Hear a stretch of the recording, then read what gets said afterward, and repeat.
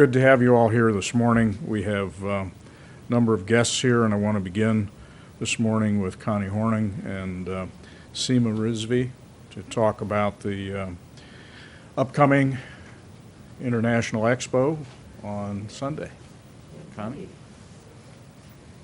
Come on up, Seema. Thank you, Mayor Berger. He will be part of our event. I'm Connie Hornung, and I come into the LACNIC Neighborhoods fundraising project once a year to conduct a beautiful International Expo happening this Sunday at Lima Senior High School in the Commons area, the whole Commons area, from 2 to 6 p.m. And it is a family event. We want your kids, your grandkids, your neighbors, your friends, your relatives, bring everybody. This is a beautiful festival and a way to meet people from all over the world who now live in the Lima area. And you probably have no idea how many cultures are here in the area. It's beautiful and so much easier and fun to meet people one-on-one from different cultures and learn about their traditions, but to find out our humanity makes us all so connected, and that is our theme this year. We are all connected, and we definitely are, with social media, with telephones. I mean, you can call someone and text someone anywhere in the world instantly. So the world seems to be getting a little bit smaller, and you are going to see a multicultural world out there. We do need to meet people and learn about them and their traditions. And this is a really fun way to do it. For $5 for adults and $2 for kids 5 to 13, and if you're under 5, you get in free. You are going to see a whole afternoon of entertainment, beautiful displays from 13 different countries, food samples. You can buy some food and you can buy some treasures from some of our vendors.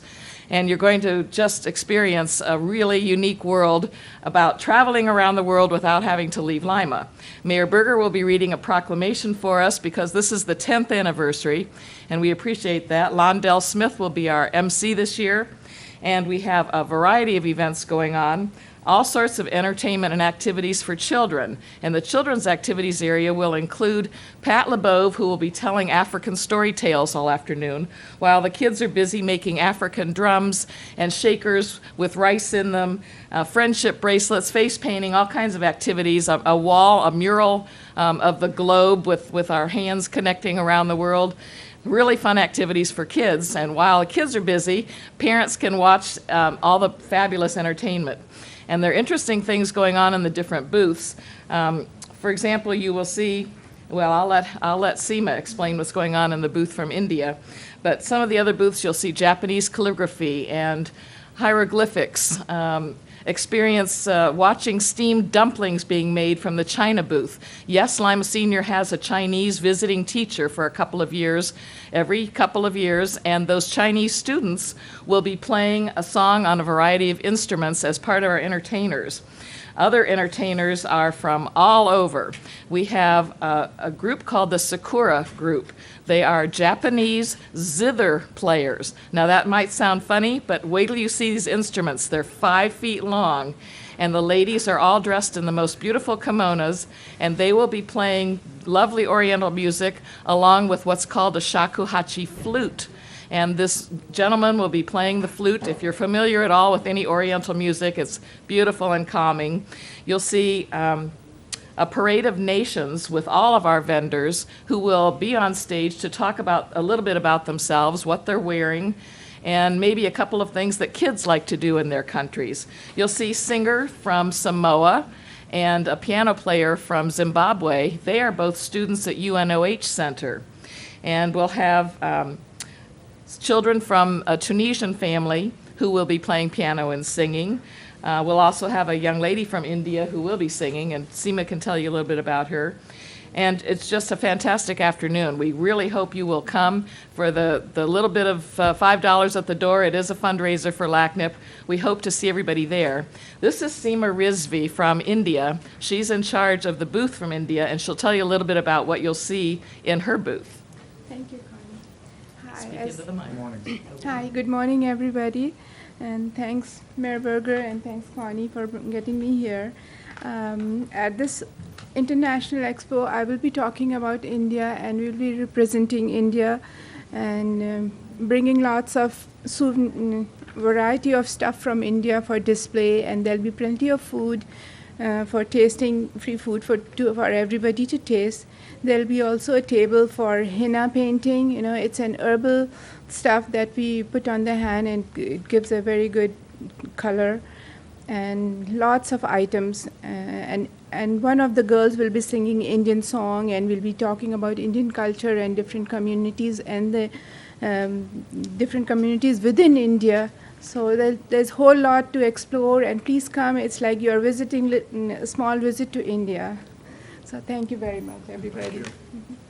Yes, the henna hand painting is beautiful, and that's what's usually reserved for a bride the night before her wedding. It's beautiful designs on your hand, and the henna stain will last if you go home and put some lemon juice on it. It'll last you for quite a while. It's a very beautiful custom, and we love having that done every year, and Seema and her friends from the India Club will be doing that for us as part of the event. There's no cost for all of these activities, all the interactive things happening. It's a fabulous event. Please come on Sunday.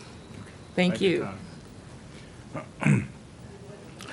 Well, this, I think every year this becomes a moment of community discovery, because we often don't know who is present in our community, and this is an invitation for all of us to get to know others that are here in the city and the region who help contribute to our community. So I appreciate all that Connie does. She's really the spark plug for working with LACNIP to pull this off each year, and it's a lot of work, and lots of folks are involved, and it's a great experience. So we want to encourage people to turn out this Sunday at Senior High from 2 to 6.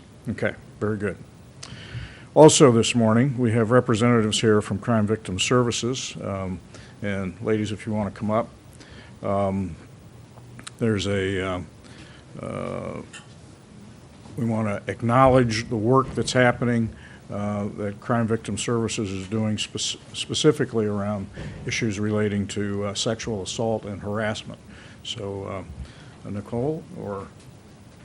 Hi, my name is Ren Farmer. I'm the Rape Crisis and Anti-Human Trafficking Director at Crime Victim Services. So we wanted to talk a little bit to you today about Sexual Assault Awareness Month in April, and Nicole's going to take a moment to share some of the events that we have going on today.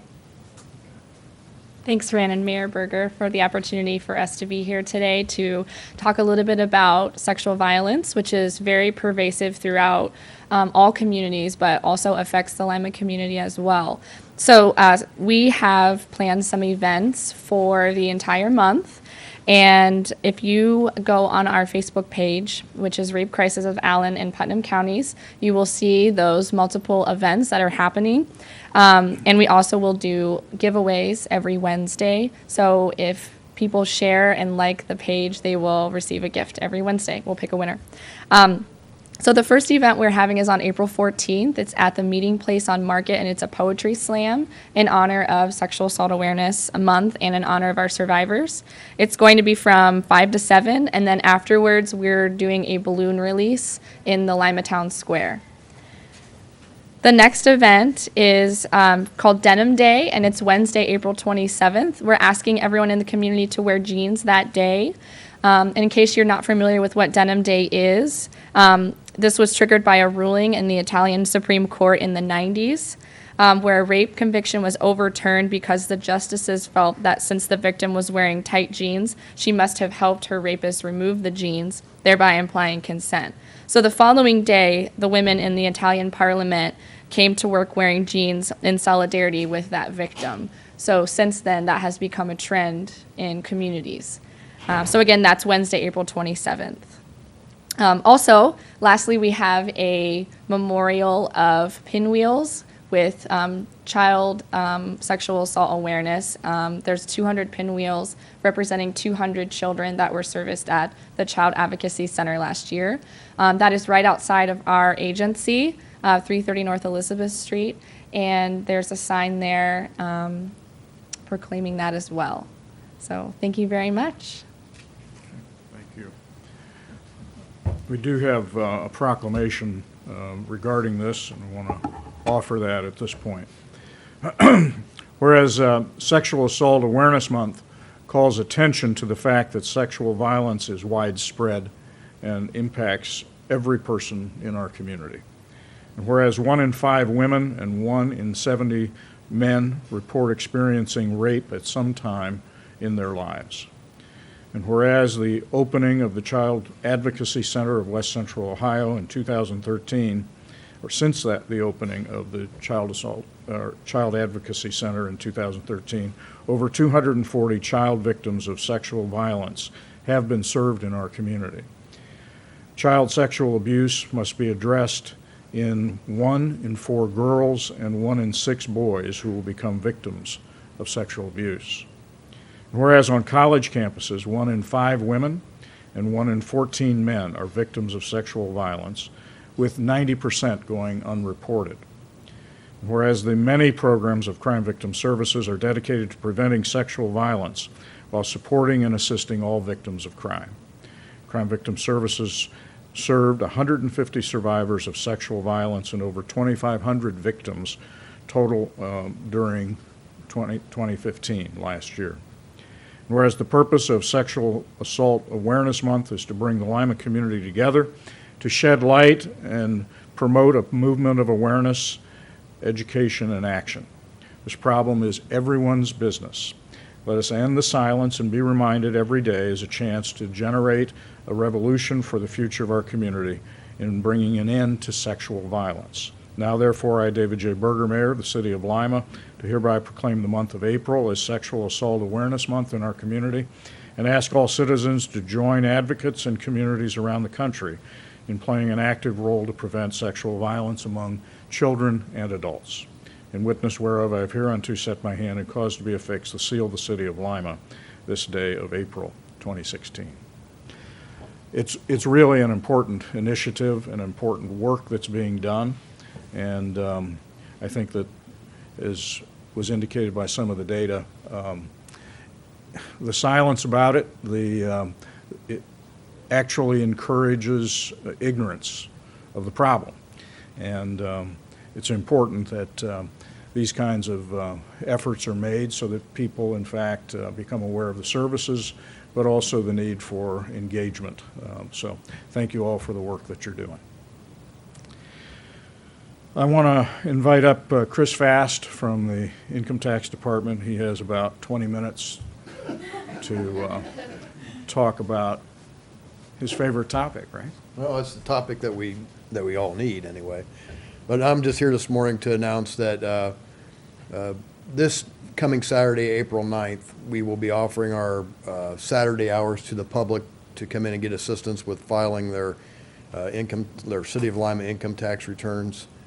We found it, people found it very useful that they can't make it here during our normal business hours, which are 8 a.m. to 4:30 p.m. So the Saturday hours work for a lot of people to come in and take advantage of our free assistance. And also to announce that the due date is extended to April 18th this year because of Washington, D.C., the District of Columbia recognizing the Emancipation Day holiday on Friday, April 15th. So once again, the due date for filing and paying your city taxes is Monday, April 18th, and our Saturday hours are this Saturday, April 9th, 8 a.m. to noon. Thank you. That's all you have. That's it. And lastly, Connie Dershem is here to talk about citywide pride activities that will be coming up here shortly. Connie? Thank you. We are getting ready for the month-long citywide pride cleanups. Applications are still being accepted from community groups, groups of neighbors, anybody that wants to adopt a dumpster in their area. Those applications are due by April 22nd. The cleanup weekends are May 7, May 14, May 21, and June 4. And the cleanup hours each weekend are from 9 to 12. So as soon as we get all the applications in and we know where the dumpsters will be located, we'll be back with a list and let everybody know where the dumpsters are going to be each weekend. But we encourage people to apply to host a dumpster and help us get everything spick and span for the summer. If you have questions, I can be reached at 221-5177. Thank you. Thank you, Connie. This is a really important effort along with the Ottawa River cleanup, which comes up the weekend before. And we really need literally hundreds of people to pitch in and do all that's necessary to get the winter litter and debris cleaned up around the city. So, and it's a great effort. It really has been successful year in and year out, and we appreciate all that's done. I believe that's all that we have for today, and we'll break down for interviews. Thank you.